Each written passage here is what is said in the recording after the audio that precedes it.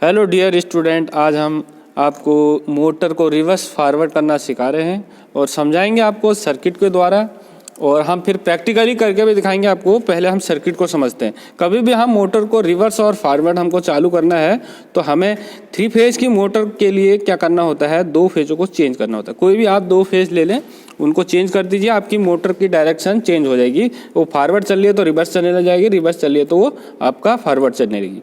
तो इसको सिस्टम को करने के लिए क्या होना है, 2 आपको कॉन्टैक्टर चाहिए। इसके लिए आप 2 कॉन्टैक्टर ले लीजिए और उनको आपको करना क्या है कि आप जब फर्स्ट वाले कॉन्टैक्टर को इनपुट जो सप्लाई दे रहे हैं RYB दिए हैं हमने, आप इसको जो भी दें वही सीक्वेंस है, उसमें केवल सेकेंडरी साइड को चेंज होना है। तो हमने इसमें यूज़ कैसा करा है, इसको चालू करने के लिए फर्स्ट में इसमें जो फर्स्ट कॉन्टैक्टर है, यहाँ R सप्लाई हमारी आ रही है तो ये डायरेक्टली मेरे मोटर के पास यहाँ जा रही है, और यहाँ ये मेरा Y सप्लाई है। और जब ये कॉन्टैक्टर ऑन होगा तो ये यहाँ कनेक्टिंग होगी, तो ये पूरी की पूरी सप्लाई यहाँ मिल जाएगी। तो ये फर्स्ट कॉन्टैक्टर हमारा इस समय जब ऑन होगा तो इस समय फॉरवर्ड चलेगा, और रिवर्स चलने के लिए क्या होगा, हमने रिवर्स के लिए ये जो R सप्लाई इसकी आ रही है, इसको यहाँ पर हमने चेंज कर दिया सेकेंडरी साइड में। जब ये ऑफ कंडीशन हो जाएगा और ये ऑन कंडीशन होगा तो R जो सप्लाई आ रही है ये क्या कर दिया है, यहाँ फर्स्ट वाले में जब ये कॉन्टैक्टर ऑन था तो सप्लाई हमारी यहाँ पर R आ रही थी। अब जब ये कॉन्टैक्टर ऑन होगा तो ये R सप्लाई हमारी सेकेंड वाले में आ रही है, मतलब ये हमने फेज चेंज कर दिया, Y की जगह B कर दिया है, B की जगह Y कर दिया है, नहीं R की जगह Y कर दिया और Y की जगह R कर दिया है। और इस समय हमारा मोटर अब ये फॉरवर्ड डायरेक्शन में चलेगा। कभी भी हम मोटर को रिवर्स फॉरवर्ड चलाने के लिए फेजों को चेंज कर देते हैं। अब हम समझते हैं कॉन्टैक्टर के थ्रू हम कैसे इसको ऑन करें। ये हमारा पावर सर्किट हम आपको पहले बता चुके हैं, अब हम समझा रहे हैं आपको कंट्रोलिंग सर्किट। आप कैसे कंट्रोल करेंगे, 2 कॉन्टैक्टरों को ऑन ऑफ करने का सिस्टम कैसे बना सकते हैं। तो इसके लिए हमने आज जो सिस्टम यूज़ किया है, फॉरवर्ड ऑफ फिर रिवर्स करेंगे। पहले आपको फॉरवर्ड चलाना है, फिर आपको ऑफ करना होगा सिस्टम को, फिर उसके बाद ही आप रिवर्स में चला सकते हैं। तो ये सिस्टम को बनाने के लिए हमने एक यहाँ पर सर्किट डायग्राम बनाया है। आपको समझाने के लिए इसको हमने इसमें 2-3 स्केच पेनों का यूज़ किया है, जिससे कि आपको आसानी से समझ में आ जाए।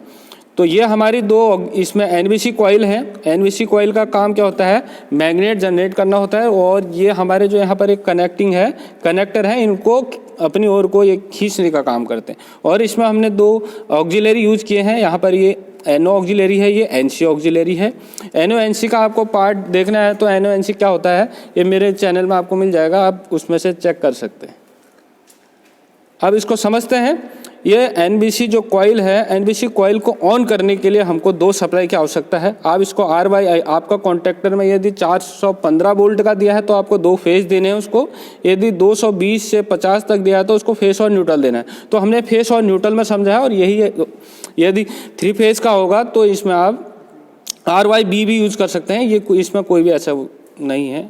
तो इस कॉन्टैक्टर को पहले हम फॉरवर्ड चलाएंगे, फिर उसके बाद हम रिवर्स चलाएंगे। तो फॉरवर्ड के लिए हमने ये कॉन्टैक्टर यूज़ किया है, रिवर्स के लिए ये वाला कॉन्टैक्टर यूज़ किया है सर्किट के द्वारा। फिर हम प्रैक्टिकली भी करेंगे।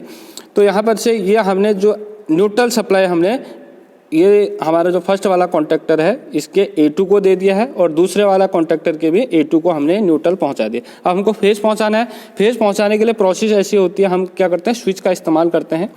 तो यहाँ पर हमने फेज लिया है, ये हमारा फेज आ गया। तो इस फेज से हमने यहाँ पर मेन स्विच है, मेन स्विच को ऑन करेंगे तो यहाँ पर ये NC स्विच है, ऑफ स्विच बोलते हैं इसको। इससे सप्लाई यहाँ पर हमारे 2 स्विचों के पास पहुँच जाएगा, जो एक फॉरवर्ड स्विच है और एक रिवर्स स्विच है। फॉरवर्ड स्विच और रिवर्स स्विच 2 स्विच यूज किए हैं, और इनको ऑन ऑफ करने के लिए ये हमारे पुश बटन यूज किए गए हैं NO। अब हम समझते हैं फॉरवर्ड कैसे चलेगा मोटर मेरा। यदि मैं इसको प्रेस करता हूँ, यहाँ से सप्लाई यहाँ तक, यहाँ से जो सप्लाई आ रही है ये यहाँ तक सप्लाई आ रही है, यहाँ तक आ रही है, यहाँ से आगे नहीं जाएगा क्योंकि ये ओपन कंडीशन है। यहाँ से भी यहाँ तक है, यहाँ से आगे को ओपन कंडीशन है। तो इसको मैं जब ऑन करता हूँ तो मेरी सप्लाई यहाँ ये NC जाती है, NC है। NC के थ्रू यहाँ पर जो मेरा फर्स्ट कॉन्टैक्टर है उसके ऊपर जो ऑक्सिलरी लगी रहेगी उसके NC से जाएगा मेरा सेकंड जो रिवर्स चलना है कॉन्टैक्टर, उसके NBC कॉइल में जाना है सप्लाई। यहाँ से जो सप्लाई जाएगी ये डायरेक्टली मेरे NBC कॉइल के A1 को जाएगी। A2 को हम ऑलरेडी दे चुके हैं पहले ही न्यूट्रल। तो ये मैं फेस जब ऑन करूँगा तो यहाँ पर मिलेगा, और ये मैग्नेट बनाएगा और इन कॉन्टैक्टर को अपनी ओर खींच देगा। जो एक कॉन्टैक्ट है यहाँ पे, इनको अपनी ओर खींचेगा। तो अब मैं इसको छोड़ दूँ तो ये ऑफ कंडीशन हो जाएगा, क्योंकि यहाँ से ओपन कंडीशन है। तो इसको चालू रखने के लिए हम क्या करते हैं, एक बाईपास सप्लाई का यूज किया है। देखिए ये बाईपास सप्लाई है, इसको हमने A2 को ही दिया है। जब मैं इसको प्रेस करता हूँ तो यहाँ पर जो मैग्नेट जब बनेगा तो इनको सब अपनी ओर को आकर्षित करेगा। तो ये पत्ती जो इसमें लगे हुए हैं, कॉन्टैक्ट लगे हैं, ये आपस में टच हो जाएंगे। तो यहाँ पर जो ओपन कंडीशन है ये क्लोज हो जाएगी। जो यहाँ था ये यहाँ पर टच हो जाएगा। तो टच होने से क्या होगा, ये सप्लाई यहाँ पर हो जाएगी, क्योंकि यहाँ से सप्लाई ये इसको यहाँ तक आ ही रही है। जैसे ही ऑन होता है तो यहाँ से पूरा सिस्टम ये यहाँ से ये कॉन्टैक्टर ऑन हो जाएगा। ठीक है, अब जब ये कॉन्टैक्टर ऑन हो गया तो अभी अब हम इसको फॉरवर्ड, इसको रिवर्स नहीं चला सकते हैं। रिवर्स से चलाएंगे तो रिवर्स के लिए हमने यूज किया है, इस पर एक NC यूज किया है कॉन्टैक्टर, तो इसके बाद सप्लाई नहीं जाएगा। इस कंडीशन में हम फिर इसको ऑफ करते हैं। सिस्टम को ऑफ किया तो फिर इसका मैग्नेट डीमैग्नेटाइज होगा, तो फिर से ये सब कॉन्टैक्ट अपनी स्थान पे आ जाएंगे। और पुश बटन फिर से दोबारा से इसको चालू करने के लिए फिर से मेरे को ये फॉरवर्ड वाला स्विच को ऑन करना पड़ेगा। अब मेरे को रिवर्स चलाना है तो रिवर्स के लिए मैं ये स्विच इस्तेमाल किया है। यहाँ पे हम इसको जैसे यहाँ से यहाँ तक सप्लाई आ रही है यहाँ तक, तो इसको जैसे मैं दबाता हूँ तो यहाँ से NC जो रिवर्स के कॉन्टैक्टर है उसके ऊपर से NC ऑक्सिलरी से थ्रू जाएगा मेरा फॉरवर्ड ऑक्सिलरी में। फॉरवर्ड जो कॉन्टैक्टर है उसके NBC कॉइल में सप्लाई जाएगा। जैसे ही मैं इसको प्रेस करूँगा तो यहाँ से सप्लाई जाएगी पूरी की पूरी मेरे यहाँ तक NBC कॉइल पे पहुँच जाएगा। और मैं इसको छोड़ दूँ तो यहाँ ऑफ हो जाएगा। तो इसको ऑन ही रखने के लिए मैंने यहाँ पर से एक बाईपास सप्लाई लिया है, ये NO ऑक्सिलरी है।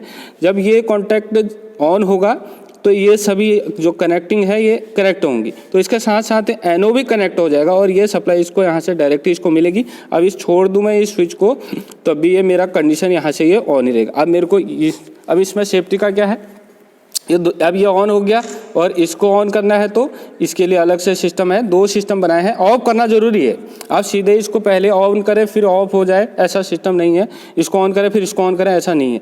ऐसा करने पर गलती हो सकती है इसमें, तो इसको शेप बनाने के लिए हमने ये सिस्टम यूज किया है। इस कंडीशन में हमने एक चीज़ इसमें नया ईजाद ये है कि इसमें दोनों कॉन्टैक्टर को यूज इतने NC 2 NO 2 NC इसलिए यूज़ किए गए हैं, जब फॉरवर्ड हम चलाएं मोटर को तो उस समय कोई अनजान व्यक्ति रिवर्स वाला स्विच दबा दे तो मेरा रिवर्स वाला कॉन्टैक्टर ऑन ना हो। रिवर्स वाला कॉन्टैक्टर यदि ऑन होता है तो 2 फेज आपस में मिल जाएंगे जिससे शॉर्ट सर्किट हो जाएगा। तो इसको सेफ बनाने के लिए क्या किया गया है, जब मैं रिवर्स वाला कॉन्टैक्टर ऑन करता हूं तो फॉरवर्ड वाले कॉन्टैक्टर के ऊपर से जो NC लगा है उसके माध्यम से जाएगी सप्लाई फॉरवर्ड के लिए। जब मैं रिवर्स चलाऊंगा तो यहाँ से स्विच को ऑन कब होता है, जब ये मेरा फॉरवर्ड वाला कॉन्टैक्टर के ऊपर जो NC लगा है उसके बाद सप्लाई जाता है। यदि ऑन होगा तो उस समय ये कंडीशन ओपन रहेगी, तो ये कॉन्टैक्टर कोई भी हालत में ऑन नहीं हो सकता है। और यही है हमारा इस कॉन्टैक्टर के लिए। जब मैं रिवर्स से चलाऊं तो रिवर्स चलाने के लिए मेरे को इसको ऑन करना ज़रूरी है। और जब ये ऑन कंडीशन में है तो यहाँ पर जो ये NC यहाँ पर ऑक्सिलरी लगा है ये ओपन कंडीशन शो करेगा, तो जिससे मेरा ये ऑन नहीं हो सकता है। तो और अब इस पर हम प्रैक्टिकल, इसके नेक्स्ट वीडियो में हम आपको प्रैक्टिकल इसका डालेंगे कॉन्टैक्टर पे कैसे हम वायरिंग कर रहे हैं, कैसे ऑन ऑफ हो रहा है, ये आपको हम दिखाएंगे। आपको कोई समझ में नहीं आता कोई चीज़ तो आपको कमेंट्स करना है और मेरे चैनल को सब्सक्राइब ज़रूर कर लें। Thank you.